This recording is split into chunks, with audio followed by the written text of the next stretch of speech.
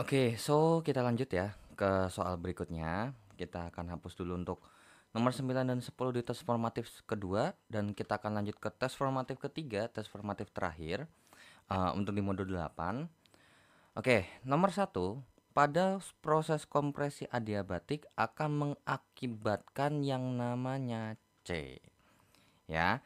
Nah, kenapa? Karena yang namanya kompresi, ini terutama kompresi adiabatik ini ada hubungannya dengan yang namanya suhu meningkat. Ya, suhu itu meningkat sehingga apa dampaknya? Ya, dampaknya adalah energi kinetik itu juga meningkat. Oke, berarti jawaban yang tepat untuk soal nomor 1 adalah yang C. Oke, kalau untuk terkait dengan gaya tolak menolak antar molekul itu tidak ada hubungannya ya. Terus juga suhunya bukan konstan maupun berkurang melainkan bertambah. Oke, nomor 2, pada proses perubahan fase ini fase uap ya, uap atau gas menjadi zat cair atau fase cair. Kira-kira bagaimana sih? Nah, otomatis ketika dari uap menjadi cair ini adalah terjadi proses pendinginan ya. Karena apa sih namanya? Proses pendinginan.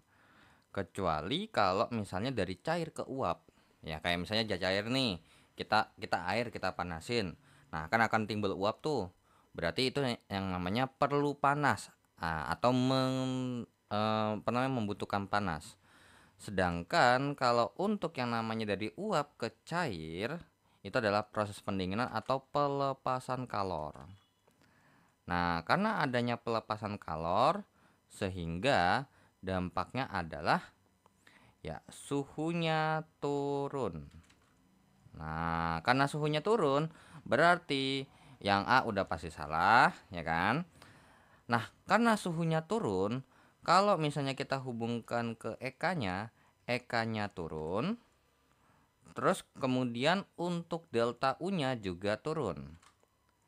Karena energi kinetik sama energi dalam ini tergantung atau bergantung kepada besar suhunya. Kalau suhunya turun, otomatis EK-nya juga turun dan delta U-nya juga turun. So, untuk nomor 2 jawabannya adalah yang B. Kita lanjut ke soal nomor 3. Kompresi isotermal lebih besar daripada kompresi adiabatik, akibatnya gas lebih mudah ditekan. Ya, dari kata-katanya aja udah jelas kompres atau kemampuan kompres isotermik itu lebih bagus daripada kemampuan kompresnya adiabatik. So, ya, jawabannya udah sekali yaitu adalah yang B ya. Karena kalau kita bandingkan antara isotermal dan adiabatik, untuk kompresi lebih bagusan adalah isotermik dibandingkan dengan adiabatik ya. Oke, so untuk nomor 3 ini teorinya sesuai dengan apa yang ada di pernyataan di soalnya ya. Ini cuma tinggal transfer bahasa dari bahasa yang bahasa teknis menjadi bahasa rinciannya. Oke, so kita lanjut ya. Kita hapus dulu untuk nomor 1 dan sampai 3-nya. Dan kita akan lanjut ke soal nomor 4, 5, dan 6.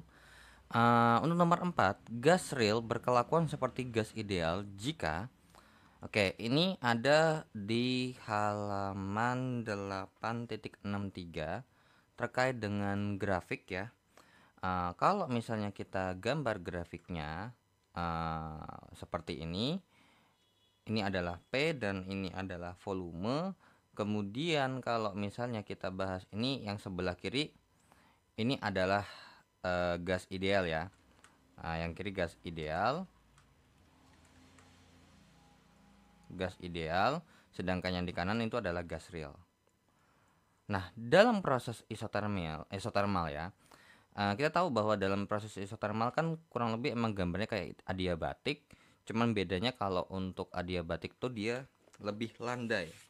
Atau bisa juga dilihat di bagian terkait dengan halaman 8.59 ya. 8.59 itu untuk adiabatik itu lebih curam ya. Ah, ya sudah, berarti ini kalau agak landai misalnya kurang lebih seperti ini. Nah, ini berarti kan kalau misalnya kita perhatikan, dia kan agak melengkung ya. Sedangkan untuk gas real itu begini, set set set. Nah, dari sini apa namanya? Dari kalau kita perhatikan ini agak sedikit melengkung, nah kurang lebih seperti ini. Maka pada ini nih di bagian sini nih, dari sini ke sini nih, ini kan ngelengkung seperti gambarnya yang isotermal. So berarti bisa kita katakan bahwa di sini kan P-nya termasuk lumayan di bagian bawah ya. Nah, tapi kalau misalnya mau lihat gambar versi bagusnya, kalian bisa lihat di halaman yang saya sebutkan, halaman 8.63. Ternyata tidak perlu tekanan tinggi, alias di sini tekanannya kan cukup rendah ya. Sehingga berarti bisa kita katakan nomor 4, gas real ini berkelakuan seperti gas ideal jika tekanannya rendah. Tapi kalau udah tekanannya tinggi, maka akan berlaku dari yang biru ke merah sampai ke merah lagi. Nah, beda cerita lagi. Karena ini jadinya tuh kurva linear ya, linear. Sedangkan kalau ini kan seperti fungsi kuadrat. Oke, jadi nomor 4 jawabannya A. Apa namanya, penjelasannya bisa diperhatikan secara grafik. Dan untuk nomor 5, oke, untuk nomor 5, gas karbon dioksida dapat dicairkan pada suhu kamar tanpa pendingin terlebih dahulu sebab, nah, ini ada hubungannya sama suhu kritik ya. Suhu kritik di mana suhu kritiknya karbon dioksida itu kurang lebih sebesar 31 derajat Celcius. Oke. Suhu kritik ini terjadi apa namanya, intinya terjadi perubahan apa namanya, antara fase gas ke fase cair gitu. Yang biasanya kalau misalnya terkait dengan diagram PT gitu ya, diagram tekanan sama suhu itu ada yang namanya titik paling tengahnya atau titik terberatnya itu.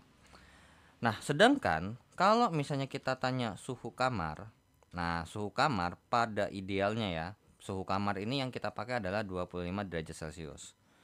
Bisa bervariasi ya.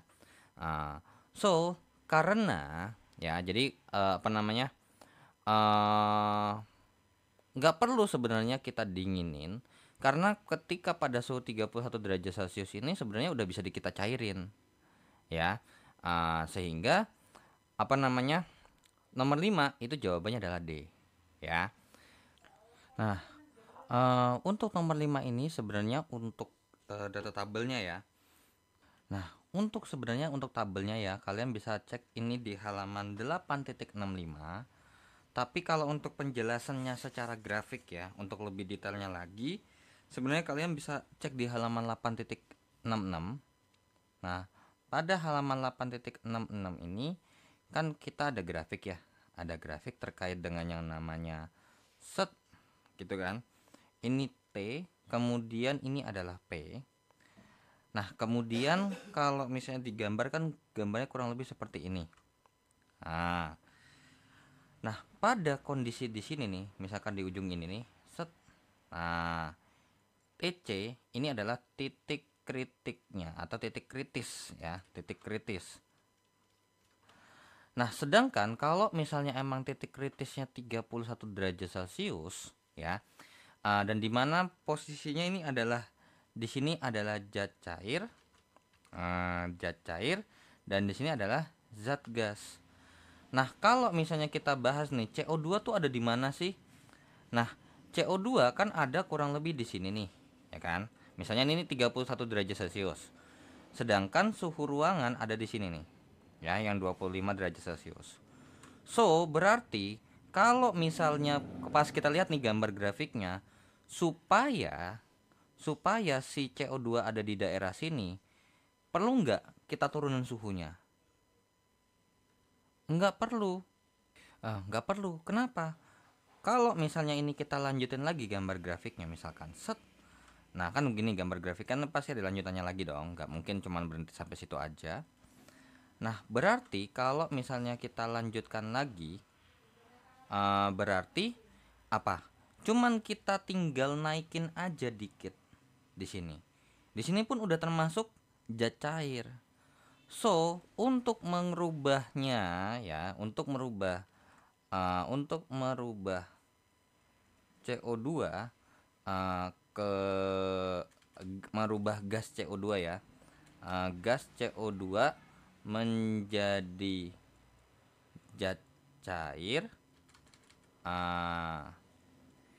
kita hanya perlu merubah tekanan saja, atau menaikkan tekanan ya, berarti lebih tepatnya menaikkan tekanan.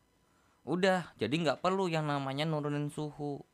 Kalau emang menurunin suhu, tekanannya dianggap tetap. Nah, gitu loh. Jadi kalau misalnya untuk yang suhu kritisnya lebih tinggi daripada suhu lingkungan, itu tinggal mainin di tekanan aja cukup sebenarnya, ya.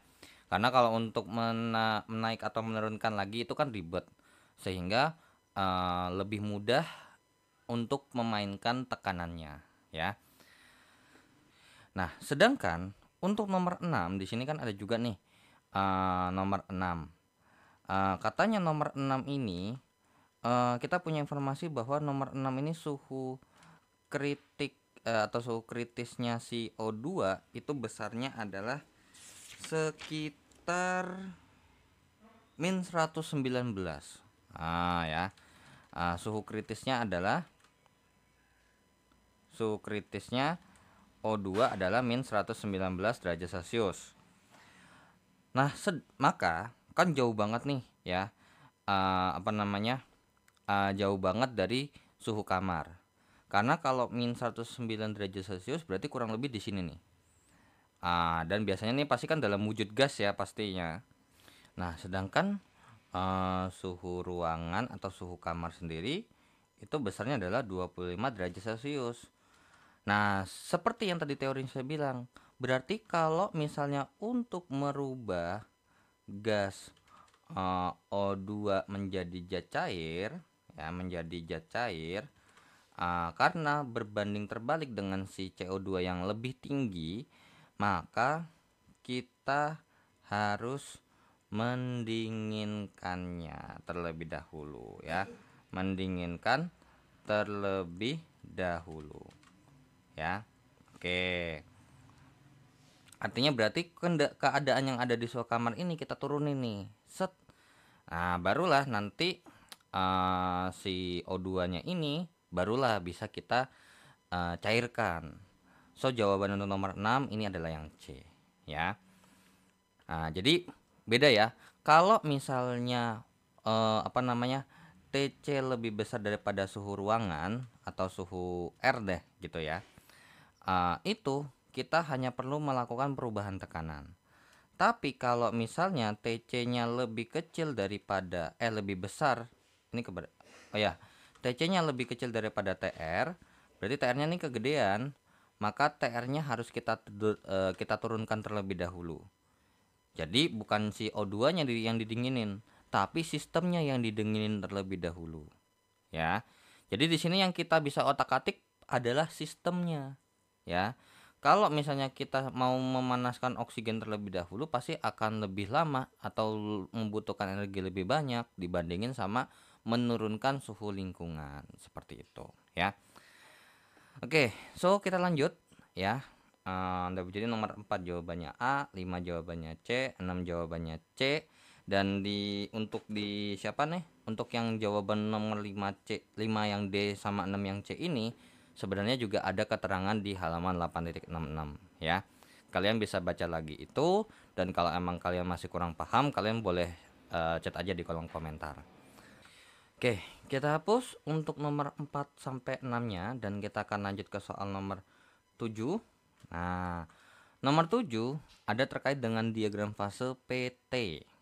Nah, dimana ini kan 1, 2, 3. Di sini nggak dikasih tahu batasnya berapa karena ini adalah diagram fase PT pada umumnya. Kalau bahas diagram fase PT air, nanti ininya adalah 100 derajat Celcius. Kurang lebih seperti itu ya. Nah, di sini sebenarnya apa namanya? Ini ada banget gambarnya, ada di halaman 8.67 ya. 8.67 di mana ini adalah bagian zat padat, kemudian ini adalah gas alias atau uap, terus kemudian ini adalah zat cair. Nah, dari sini sebenarnya berarti satu ini membahas terkait dengan uap dengan gas atau dengan padat, kalau tiga cair dengan padat, kalau dua antara gas dengan cair. Ya sudah, berarti grafik garis atau kurva nomor 3 ya, yang ini yang lagi dibahas adalah yang bagian sini, adalah menyatakan kurva keseimbangan fase antara cair dengan padat. Jadi jawabannya C. Nah, jadi saya kasih keterangan aja ya. Untuk nomor 1 itu adalah kurva kesetimbangan antara padat dengan uap ya, padat dan uap. Terus kemudian kalau untuk nomor 2 itu adalah kurva kesetimbangan untuk cair dan uap. Terus yang ketiga adalah kurva kesetimbangan antara padat dengan zat cair. Ya, kalau ketukar nggak ada masalah kok ya. Orang kan kata hubungnya dan bukan urutan, jadi nggak ada masalah. Oke. Jadi nomor 7 udah jelas sekali, jawabannya adalah C. Dan di halaman 8.67 juga di sini dijelaskan untuk terutama untuk CO2 ya. Jadi ternyata gambar grafik daripada ini untuk CO2 ada keterangannya nih, bahwa titik triplenya atau titik keseimbangan mereka bertiga itu terjadi ketika 5,11 atm ya, tekanannya dalam satuan atm, terus suhunya adalah minus 56,6. Sedangkan untuk titik kritis yang ada di sini misalkan ini adalah 31 derajat Celcius dengan besar tekanan adalah 76 cmHg ya, 73. Nah, yang artinya berarti kalau misalnya ini kan berarti bisa lebih gede lagi dong ya kan. Nah, seperti yang saya bilang sebelumnya untuk di nomor 6 kalau nggak di nomor 5. Nah, kalau misalnya kita mau otak-atik supaya dia jadi cat cair, gampang, tinggal naikin aja ke sini. Berarti apa? Ya, tekanannya yang mungkin harusnya dengan suhu wait. Misalkan dengan suhu yang 31 derajat Celcius ini dengan misalnya 75. Jadi ketika P-nya 75 atm dan T-nya sebesar 31 derajat Celcius, maka kondisi CO2 ini berada pada fase cair. Tuh gitu doang sebenarnya. Jadi terkait dengan ngerubah-ngerubah ini benar-benar pure terkait dengan yang namanya gambar grafik. Oke, so kita lanjut ke soal berikutnya. Oke, so kita hapus untuk nomor 7-nya dan kita akan langsung masuk ke 3 soal terakhir untuk tes formatif terakhir di modul ke-8. Oke, untuk nomor 8, suhu titik triple suatu gas adalah 0,5 derajat Celcius pada tekanan 1 atmosfer. Jika suhu gas berubah menjadi minus 2, ya berarti diturunin, maka zat tidak mungkin berwujud apa? Nah, untuk nomor 8, nomor 9 juga sama ya kurang lebih. Nah, jadi untuk nomor 8 sama nomor 9 apa namanya? Terkait dengan kurva PT air ya atau PT ya. Ini P dalam satuannya atm dan kemudian ini T dalam satuan derajat Celcius. Kemudian kan gambarnya kurang lebih seperti ini. Set. Terus habis itu ini agak sedikit begini. Terus kalau yang ini agak sedikit begini. Nah, katanya untuk di soal nomor 8 sama nomor 9, katanya kita punya titik triplet di sini ya. Ini adalah titik tripletnya 0,5 derajat Celcius dan tekanannya adalah 1 atm. Nah, untuk nomor 8 sebenarnya ini jatuhnya tuh kayak minus 2 tuh berarti ada di sini. Ya. Jadi yang sekarang adalah yang dibahas tuh di sini. Ini adalah min 2. Nah, kira-kira di titik ini nih, di titik nomor 8 ini, kira-kira fase zat yang tidak mungkin sudah jelas sekali, yaitu adalah terkait dengan uap. Wah, bukannya bisa juga nggak bisa cair? Nah, perhatikan gambarnya. Sebenarnya ini ngelengkungnya agak ke kiri begini nanti. Yang sebenarnya kalau emang mau digambar lebih lanjut lagi, ada kemungkinan gitu ya, ada kemungkinan nanti dia bisa balik lagi sehingga ketika min 2 dan saya lanjutkan ke tekanan tertentu, dia akan berbentuk zat cair ya. Jadi yang udah nggak bakal mungkin terhandle oleh titik, atau kalau misalnya ini kita lanjutin ke atas gini ya. Nah, tidak akan mungkin yang namanya ada di uap, kecuali kalau tekanannya ditetapkan. Oh, tekanannya misalnya minus sekian. Oh, udah jelas banget nih pasti bakal ada di uap. Karena ini udah pasti naik begini. Tapi kalau ini dia akan begini, kalau ini akan begini. Dia akan nambah begitu, ya. Oke. Kemudian, jadi nomor 8 jawabannya adalah C. Dan kemudian untuk nomor 9, sama dengan soal nomor 8, tetapi sekarang jika tekanan gas dinaikkan jadi 10 atm. Berarti dari titik ini tekanannya dinaikin jadi 10 atm. Wah, ini gasnya termasuk apa nih? Ini nggak kelihatan, tapi kalau misalnya kita masukkan ini 10 atm, jawaban yang paling possible adalah ada cairan sama padatan dalam keadaan bersama. Karena possible karena ada di sini nih, daerah sekitar sini. Tapi kalau padat dan cair dalam keseimbangan bersama, yang tidak mungkin terjadi ya. Yang B, padat dan cair dalam keseimbangan bersama, ini masih oke, masih mungkin di sini. Terus cair dan uap dalam keseimbangan bersama. Nah, ingat, kalau misalnya kita taruh begini, ini kan berarti begini ya. Berarti possible-nya bisa pertama di sini, kemudian dilanjutin lagi, set set set. Maka mungkin nggak akan ada di cair dan atau di nomor, ini kan nomor 1. Misal ini nomor 1 deh, misalkan saya kasih nomor 2, nomor 3 dengan deskripsi 1 ini adalah keseimbangan antara apa namanya, gas dengan padat, ya kan. Terus yang kedua adalah keseimbangan antara padat dengan cair. Yang ketiga adalah terkait dengan cair dengan gas. So, berarti dengan gambar yang warna biru nih, kalau misalnya saya lanjutin ke seterusnya, maka possible dong ya kan, kalau misalnya ada di nomor 2, di nomor 3, atau bahkan lebih ada di daerah sini. Jadi yang possible itu yang B, C, D. Dan kalau untuk uap cairan berarti alias gas, berarti ada di bawah sini. Jadi sudah tidak mungkin ya. Jadi yang kalau misalnya untuk yang nomor 8 ini kan begini nih, start dari min 2 nih. Min 2 P-nya bisa bermacam-macam. Kalau yang biru yang nomor 9 ini P-nya yang 10 tapi T-nya bisa macam-macam. Gitu loh ya. Jadi bukan artinya P-nya 10 atm terus pasti T-nya 0,5, enggak ya.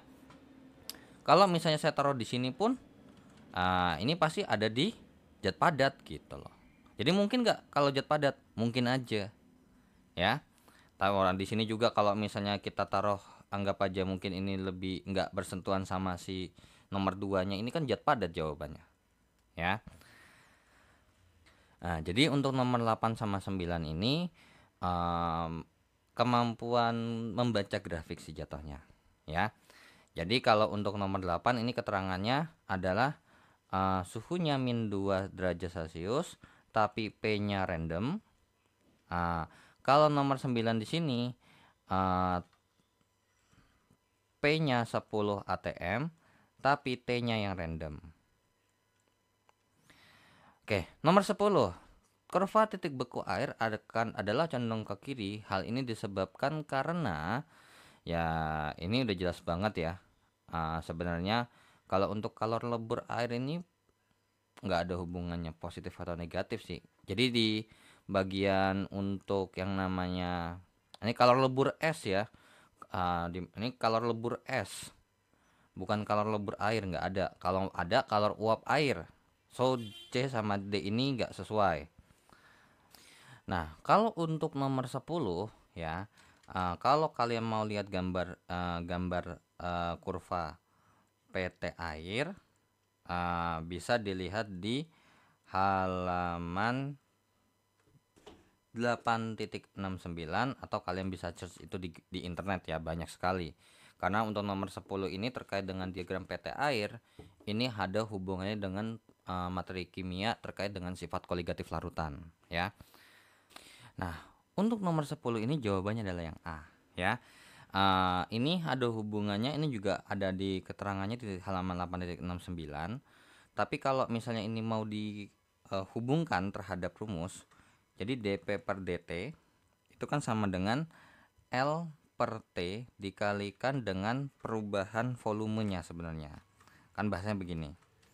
Nah, dimana untuk L-nya sendiri ini adalah jenis kalornya. Nah, jenis kalor apa, kalor sublim apa segala macam. Ya, ini terkait dengan kalor perubahan yang dimana sudah pasti positif, ya kan. Kemudian di sini terkait dengan suhu mutlak. Suhu mutlak di sini adalah positif. Nah, sedangkan untuk delta V di sini adalah perubahan yang dimana V2 kurang V1. Nah, karena berhubung ya, kita lagi bahas terkait dengan padat dan cair. Berarti kalau misalnya kita lagi bahas cair ke padat, berarti V air dikurang dengan Vs. Nah, karena dalam bentuk padatan kan S nih. Akan tetapi dalam teorinya Vs ini lebih besar daripada V air. Nah, jadi kebalikan. Biasanya pada umumnya V V zat cair itu pasti lebih gede daripada volume bentuk padatannya. Ya kayak misalnya nih, kita lagi bahas apa terus dalam bentuk cair itu lebih gede. Akan tetapi secara kalau kita bahas air, maka untuk volume airnya sendiri kalau misalnya kita padatkan ke dalam bentuk es, maka ini jatuhnya nih bukan ngebahas yang kayak misalnya esnya dalam bentuk apa jadi apa gitu ya, yang berubah bentuk banget kayak misalnya es balok ditaruh di baskom. Tapi ini lagi bahas adalah volume es batu. Ketika misalnya ini terkait dengan pembuatan es batu kayak misalnya mungkin di warung-warung kan bentuknya kan kita belinya dalam bentuk plastikan. Nah, di mana si penjualnya ini kan pasti menaruh airnya terlebih dahulu kemudian baru dimasukkan ke dalam kulkas. Nah, bisa bayangin enggak ketika masih dalam bentuk cair, lembek, bisa dipegang segala macam. Terus sedangkan ketika dalam bentuk es itu lebih padat, lebih keras. Alhasil bisa kita simpulkan bahwa volume esnya yang di situ, volume es batu sama volume airnya itu lebih besar lebih besar volume esnya dibandingin sama volume zat cairnya. Ya. Oke, soalnya kan kayak misalnya mungkin airnya mungkin ada beberapa yang nggak masuk ke daerah tertentu itu membeku semua, sehingga kalau untuk kita bahas untuk air, volume es itu lebih besar daripada volume zat cair, alias berarti perubahan volumenya ini menjadi apa ya, menjadi tanda yang negatif. Menjadi tanda yang negatif. Kalau misalnya kita tulis ini, oh ini perubahan volume misalnya, perubahan V yang tandanya negatif, maka hasil dari dP per dt-nya ini akan menghasilkan sesuatu yang negatif. Sehingga apa? Ya, akan condong ke kiri gitu ya. Jadi kalau misalnya kalian lihat di halaman 8.69 ya terkait diagram PT air, itu kan agak sedikit mencong ke kiri begini kan. Nah, itu akibat yang namanya DP per DT-nya nilainya negatif. So, dia harusnya mungkin ngikutin kayak gini, set gitu. Tapi ini jadinya bentuknya begini. Nah, kebalik ya. Oke, so nomor 10 sudah jelas sekali jawabannya ya. Itu juga ada keterangannya. Volume air dikurang volume es itu negatif.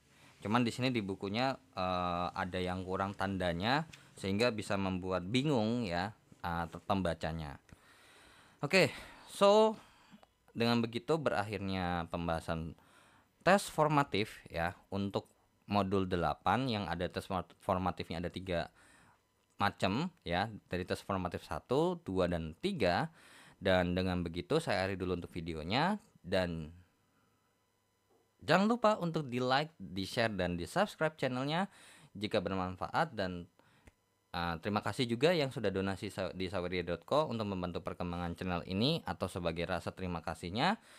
Dan jika ada yang kurang paham atau mungkin dari saya ada kesalahan, mohon koreksiannya langsung saja di kolom komentar.